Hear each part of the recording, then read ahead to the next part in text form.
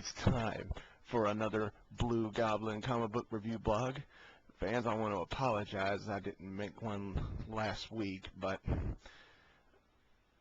I got two excuses. One, I've been really busy, and two, I've been getting sick a lot. Getting colds, fevers, sore throats, you name it, I've picked it up. But I'm finally well enough to where I can do another review. I'm sorry I was gone for so long, and Guido 5595, I know you're waiting for another review, so let's get right to it.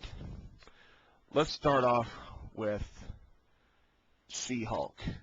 She-Hulk number 35. Oh, wait a minute. Before I start reviewing books, I got to remind you that these are books that came out on the week of November 26, 2008. Can't forget that, can we? Okay, so let's try this again. Let's start with She-Hulk number 35. Peter David's writing. Well, it's not perfect, although his writing is phenomenally done in X Factor. She-Hulk, this was okay. This issue was certainly better than the last one, I gotta say. The artwork, I don't know. Is it just me, or is the artwork just really bad? I mean, the Red Guardian looks pink in this issue, and that doesn't look right to me. The only two characters that actually looked decent in this book were, of course, She-Hulk and Ursa Major. I mean, that was pretty much it. I mean, those are the only two characters in this book that actually looked decent. The story was well enough. The fight between the Winter Guard and the Lady Liberators was okay, but this was this issue once again was just an average read. I didn't really wow me. I love it when books wow me. I don't like it when they just blah me. You know what I'm saying? Lord Nightmare, I know you're a big fan of She-Hulk, and I know you probably love this, but me, maybe not so much. Once again, I'm going to say this about She-Hulk. Only pick this issue up if you're a rabid fan of She-Hulk. Otherwise, you're not going to miss anything. Next, we got issue 30 of Wolverine Origins, the conclusion of X-Men Original Sin. Or I would hope this is the conclusion. Yeah, it's the conclusion. Just had to double check. This is part 5 of Wolverine's ordeal with his son Daken and his conflict with Professor Xavier, because during this miniseries we find out the reasons why Wolverine lost all of his memories is because of Xavier. He erased Wolverine's mind and woke him back up as an X-Man. So at least we know that. But at least Wolverine forgives him at the end of the issue. I don't want to spoil too much because I know there's a lot of X-Men fans who are really appreciating this miniseries. All I gotta say is, you have to read this miniseries from part 1, which is in a one-shot from issues of X-Men Legacy through issues of Wolverine Origins. This miniseries will heighten your fan base for Wolverine. That's all I'm going to say. This was an incredible book. I loved every minute of it. Well, every page of it, I should say. The question of whether or not Daken will come to his senses or not is answered here, but I'm not going to spoil it. Pick this up and read it. You will not be disappointed. It's very nicely done. One of the best books of the week.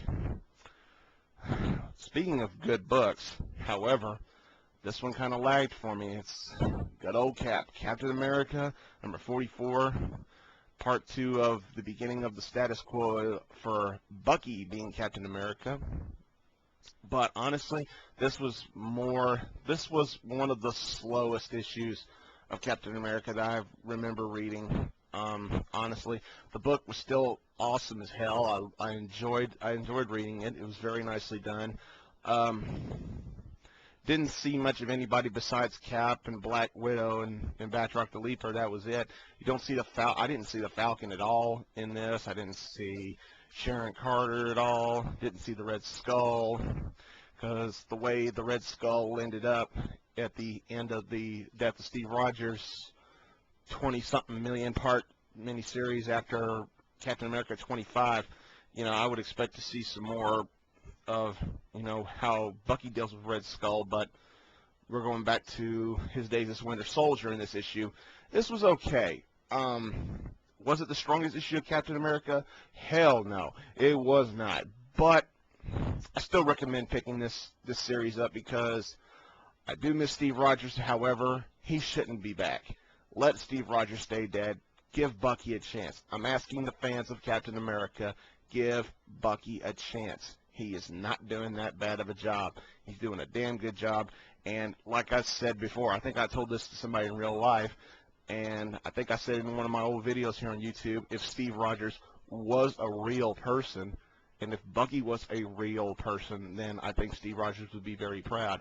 But since they're just fictional characters, who gives a shit, right? But it's a very good story, very good series. Go ahead and keep on picking it up. It's well worth your money. Now, this next book was kind of iffy for me. I didn't really understand all of it, but I had to pick it up anyway because we're in the middle of Ultimatum. It's Ultimate X-Men number 98.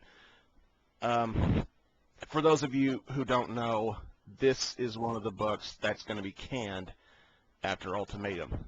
This and Ultimate Fantastic Four. Ultimate X-Men will end with issue 100, which pisses me off because I can live without Ultimate Fantastic Four. Even though I do read the book, I can live without it. But Ultimate X-Men, Marvel, are you kidding me? Ultimate X-Men is one of the best books I read from you guys, and you're canning it? And you're giving us books like Spider-Man Loves Mary Jane? You're giving us books like, you're giving us books with art from Larry Stroman? You can give us that, but you're canning this? Are you out of your damn mind? But this one was kind of half and half. When I say that, I only half understood it because this takes place right in the middle of the big tidal wave that took place in Ultimatum issue number 1. And they make it no secret that Nightcrawler, Beast, and Dazzler are dead. They're gone. Dead. Okay, we get that. They're dead. Can't make it any more clear.